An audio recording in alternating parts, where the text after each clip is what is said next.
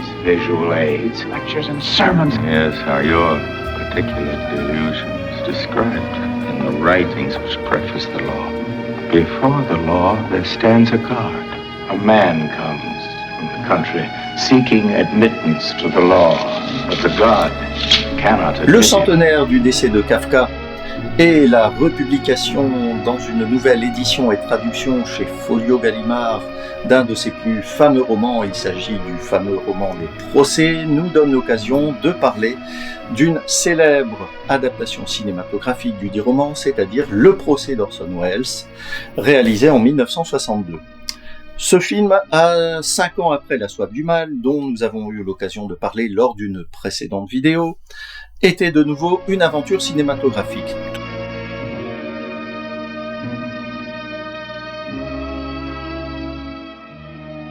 Tout d'abord, au niveau de sa préparation, de sa production, les frères Salkind, qui étaient déjà des producteurs assez reconnus à l'époque, ont proposé à Welles d'adapter une œuvre littéraire mais libre de droit, de son choix. Welles était très intéressé depuis quelques années par le roman de Kafka. Il décide donc, avec l'accord des frères Salkind, d'adapter ce livre, mais il doit être tourné tout d'abord en Yougoslavie pour des raisons logistiques, mais aussi pour des raisons financières. Welles accepte, quelques scènes seront d'ailleurs tournées du côté de Zagreb, mais très rapidement, l'argent fait défaut. Et que se passe-t-il? Welles est obligé de rapatrier toute l'équipe, notamment en France, et pour 2 ou 3 scènes en Italie.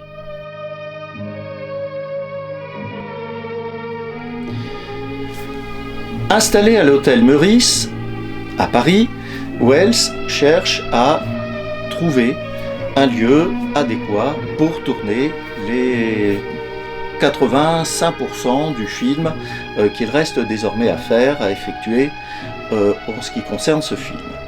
Une nuit d'insomnie, il regarde par la fenêtre de sa chambre d'hôtel et il voit 2 globes lumineux dans la nuit, dans le lointain, à Paris.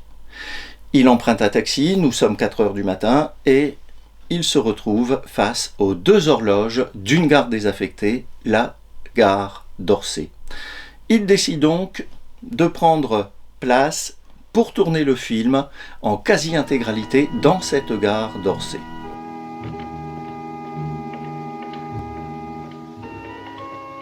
Who are these people?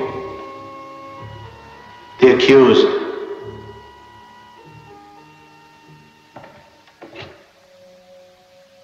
Quelles sont les différentes qualités de ce film? Tout d'abord, ce film est une adaptation fidèlement littérale, mais pas littéraire, du roman de Kafka. Une fois de plus, évidemment, face à une œuvre littéraire, Welles va choisir d'en faire sa propre œuvre, de se la réapproprier, mais sans la trahir. Je m'explique. Tout d'abord, lorsqu'il établit le scénario, Welles choisit parmi les 10 chapitres du roman d'origine de Kafka, de faire un premier montage, une première sélection, c'est-à-dire qu'il va déplacer ou couper des moments, des personnages. Il va en changer également le mode narratif, étant donné que le roman de Kafka est constitué de nombreux dialogues, voire de nombreux monologues, les personnages étant des personnages arguments face à l'histoire que subit le protagoniste Joseph K. Et donc, il va même supprimer des personnages pour mieux s'emparer de la quintessence, j'allais dire de la substantifique moelle de ce roman. Que raconte donc le roman de Kafka? Pour le résumer très simplement, il s'agit de l'histoire d'un modeste fonctionnaire, Monsieur Joseph K., que Welles va rebaptiser de Joseph Kay en lui rajoutant un A et un Y afin de mieux l'humaniser, le personnaliser en quelque sorte, qui, un matin, se retrouve réveillé dans son appartement par 2 fonctionnaires de police qui l'arrêtent pour un mobile que nous ne connaîtrons jamais. Ce sera l'un des mystères du film et aussi évidemment l'un des mystères du roman de Franz Kafka. Et donc, l'itinéraire de K et de ce personnage dans le roman comme dans le film sera à la fois de chercher en quoi il est coupable, mais aussi de traverser différents lieux, différents endroits, et nous aurons l'occasion d'en reparler, pour prouver à la fois son innocence, ou plus spécifiquement peut-être, pour chercher en quoi ou de quoi il est coupable, puisqu'il s'agit une fois de plus, pour Welles, de développer le thème de l'innocence et de la culpabilité, comme il l'avait fait depuis Citizen Kane. Welles commence à tourner en Yougoslavie, aidé par plusieurs équipes. Une équipe qui travaille de jour pour tourner des scènes d'intérieur, une équipe qui travaille de nuit pour tourner quelques scènes dans le film, mais aussi une autre équipe pour tourner entre chien et loup, soit au crépuscule, soit à l'aube, notamment une scène entre Joseph K. et un personnage incarné par Suzanne Flon dans le film, dans un merveilleux plan séquence de 4 minutes. Wells tournera donc aussi, profitant de l'occasion d'une immense foire exposition internationale à Zagreb, donc pour tourner les séquences où nous nous retrouvons dans un hangar avec des centaines de bureaux, parmi lesquels se trouve celui de Joseph K. Il tournera quelques scènes d'extérieur également, mais les frères Solkind et le financement yougoslave faisant légèrement défaut, Wells, comme je l'avais dit auparavant, va se rapatrier en France. Et donc, le lieu de tournage principal, outre quelques scènes d'intérieur tournées dans les studios de Boulogne, notamment des scènes qui se déroulent au tout début du film entre le personnage de Joseph K. et sa voisine, incarnée par Jeanne Moreau, eh bien, l'essentiel sera tourné dans cette gare désaffectée, immense, qui est constituée à la fois de structures métalliques et de pierres, la gare d'Orsay. Et donc Wells va investir cette gare d'Orsay pour en faire quelque chose à la fois de labyrinthique, de magique, mais aussi pour l'éclairage, quelque chose de très utile, étant donné que Wells va utiliser, grâce aux conseils avisés de celui qui était l'un des concepteurs de la caméra désormais utilisée par Wells, pour lui-même la Caméflex, il s'agit de monsieur Edmond Richard, gloire lui en soit rendue, eh bien, va utiliser à l'ancienne des arcs électriques, alors que la mode n'était plus aux arcs électriques, disposés soit au-dessus des personnages, soit reflétés par des panneaux à l'extérieur des décors pour donner l'impression d'une lumière diurne et donc naturelle. Évidemment, Wells va faire feu de tout bois, notamment aussi au niveau du contraste, puisqu'il va choisir et il va le demander d'ailleurs à Edmond Richard de tourner avec une pellicule qui rejette le gris et qui n'enregistre et ne capte uniquement que le noir et blanc. Il va donc saturer le contraste, les techniciens appellent ça le gamma, à 1 au lieu de 0,6, chose qui est très risquée à l'époque. Mais Edmond Richard est un directeur photo très compétent, et Wells sait aussi de quoi il en retourne, et donc il va faire avec des filtres rouges une uniformisation en quelque sorte. Il va uniformiser le noir et blanc de ce film afin qu'au montage on ne remarque pas les différences de lieux, les différences de moments de tournage ou les différences aussi de luminosité parfois. Il y a de la part de Wells cette volonté de nouveau de varier avec cet espace, avec ce temps également, puisque nous sommes dans une période qui est indéterminée, une période certes moderne, post-Seconde Guerre mondiale, mais tout de même une période qui pourrait se dérouler tout aussi bien à l'époque de Wells qu'à notre époque, avec le choix des bâtiments, le choix des plans et le choix des structures. Nous avons droit de nouveau avec Wells à tout un panel de choix stylistiques, plongée, contre-plongée, gros plan, profondeur de champ, disais-je, mais aussi travelling, panoramique, plan séquence, avec aussi cet effet que, au fur et à mesure que le personnage et que le spectateur progressent dans le film et dans cette recherche de la culpabilité éventuelle du personnage, eh bien, les plans sont beaucoup plus rapides, beaucoup plus syncopés, le montage l'est également, jusqu'à la scène finale et jusqu'aux scènes finales qui montrent que Wells une fois de plus, fait preuve de génie, de talent et de brio face aux difficultés matérielles. Et donc, la distribution également vaut le coup d'œil et plus qu'un coup d'œil, puisque le personnage principal est incarné par Anthony Perkins, qui a l'âge de Joseph K. Au moment où il tourne ce film, c'est-à-dire 30 ans. Le choix également des autres acteurs est également un choix assez étonnant, mais production française, yougoslave, italienne et allemande le suppose, et Welles fait appel à certains amis, acteurs, notamment Romy Schneider, qui sort enfin de ses rôles de Sissi et qui a accepté avec joie de participer à ce film de Welles dans le rôle de la secrétaire de l'avocat, avocat incarné lui-même par Welles. Nous avons également l'inénarrable Akim Tamirov qui avait déjà participé en tant que chef du clan Grandi dans La soif du mal et qui fait de nouveau un personnage truculent auprès de l'avocat Hassler dans le rôle de l'un de ses clients, un client qui est de plus en plus apeuré et domestiqué et qui est avili par l'avocat incarné par Welles. Nous avons aussi une distribution française avec Fernand Ledoux, je parlais de Suzanne Flon, je parle également de Madeleine Robinson, mais aussi de Jeanne Moreau qui sortait tout juste de Jules et Jim de François Truffaut. Et nous avons également, pour incarner les policiers, deux acteurs franco-américains. Il s'agit de Billy Kearns et Jess Hahn, que l'on retrouve dans une cinquantaine, voire plus de films de production française, incarnant soit les gangsters, soit les policiers américains. Et puis, vous avez aussi d'autres acteurs qui viennent faire quelques apparitions. Je pense à Elsa Martinelli, je pense à Arnoldo Foa, je pense à d'autres acteurs qui vont parcourir le film en adjuvant ou en opposant de Joseph K.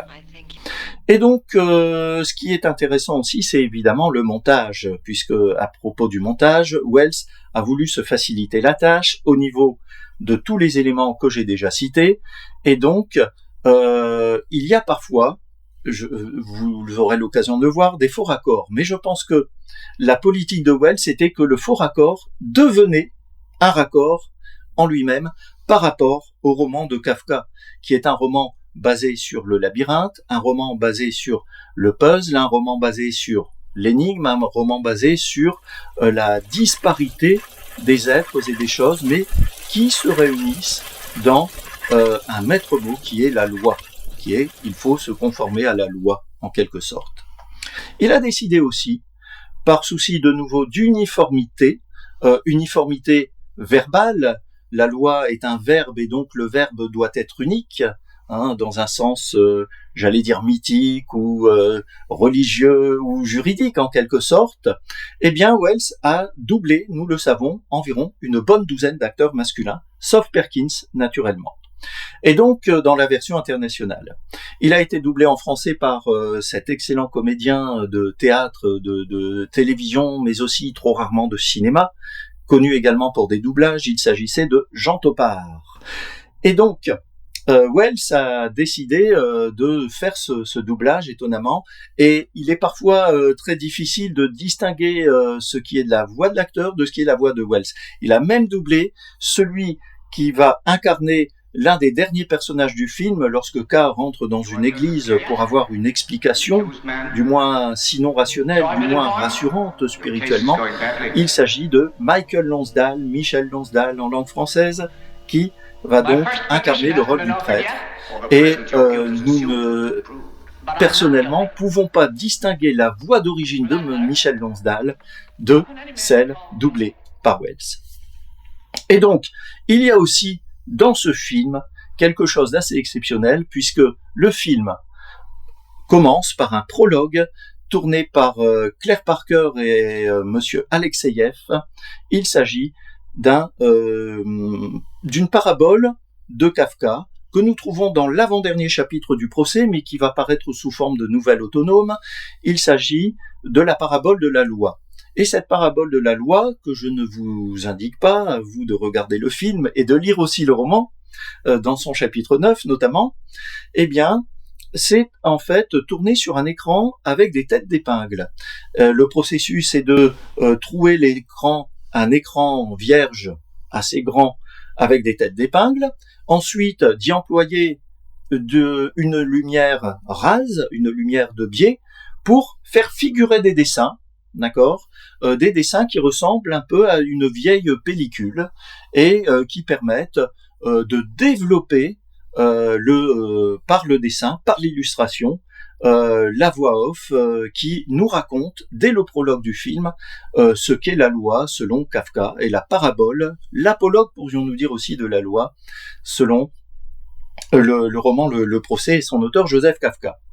Et donc cette parabole nous est racontée par Welles en voix off, Welles qui une fois de plus donne à son film vocalement une maîtrise, il veut assurer une certaine forme de maîtrise vocale, notamment par cette utilisation de la voix off, mais aussi en reprenant lorsque Joseph K. arrive à la fin de son parcours initiatique, mais aussi humain et existentiel, se retrouve devant un écran sur lequel est projetée de nouveau cette parabole formée en tête d'épingle et au cours de laquelle le personnage de l'avocat, incarné de nouveau par Welles, se tient face à Perkins pour lui expliquer sa propre version de la loi. Defied the court. By such an obviously mad gesture, you hope to plead insanity? You've laid some foundation for that claim by appearing to believe yourself the victim of some kind of conspiracy. That's a symptom of lunacy, isn't it? Delusions of persecution. Delusions? Et donc, on pourrait dire que la boucle est bouclée, que le film est un film très très cyclique et très logique, malgré tout le côté à la fois absurde, mais aussi, retenons-le, burlesque, puisque le film de Welles est aussi et s'inspire aussi d'une certaine forme de burlesque, d'humour que l'on avait déjà dans le roman d'origine, chose que les critiques n'ont pas très très bien perçue parfois à l'époque pour le procès. Et donc, le film se termine par un effet, j'allais dire, grandiose, que je ne vous décris pas, mais qui en fera frissonner plus d'un et qui nous font encore penser à des épisodes historiques tragiques qui se sont passés soit avant, soit surtout après la Seconde Guerre mondiale ou à la fin de la Seconde Guerre mondiale plus précisément. Welles qui a voulu, malgré les aventures de production, malgré les aventures de tournage, malgré de nouveau tous les obstacles qui étaient mis en route, faire de ce film un chef-d'œuvre du cinéma qu'il faut absolument redécouvrir après avoir lu le roman de Kafka. Et là ici, il a plutôt adapté selon sa propre sensibilité, mais en ne trahissant pas Kafka, cette œuvre du procès. Qu'allais-je dire également ? Le film peut se voir soit dans sa version internationale, soit dans la version française, et avec une musique. J'allais oublier ceci, une musique assez particulière. Il s'agit d'une musique qui est le fameux adagio apocryphe de Tommaso Albinoni, qui va reconnaître donc une certaine forme de célébrité, même si c'est une œuvre apocryphe qui a été constituée dans les années 40, me semble-t-il. Et cette œuvre, Welles va demander au musicien qui lui a été, disons, alloué en quelque sorte, Jean Ledru, un musicien avec lequel il s'entendait pas trop, une version jazzy et puis une version diverses variations autour de ce morceau d'Albinoni.